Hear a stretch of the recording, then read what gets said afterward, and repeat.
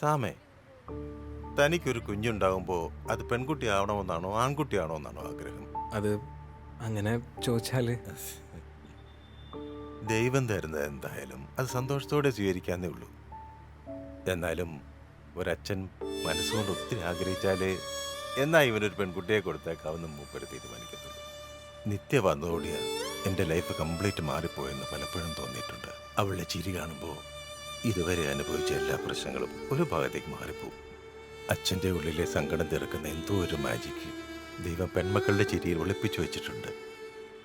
നിത്യയുടെ മുഖത്തെ ചിരി അതൊരിക്കലും ഇല്ലാതാവരുത്.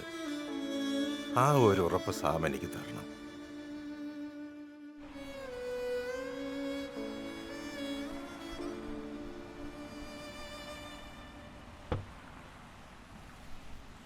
എന്തായി?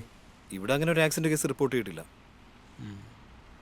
റിപ്പോർട്ട് ചെയ്യാൻ അങ്ങനെ ഒരു ആക്സിഡൻറ്റ് ശരിക്കും സംഭവിക്കണം ജീവ. നീ എന്താ അങ്ങനെ പറഞ്ഞ? എനിക്കിവിടെ നല്ലതുപോലെ അറിയുന്നതുകൊണ്ട് തന്നെ പറഞ്ഞത്.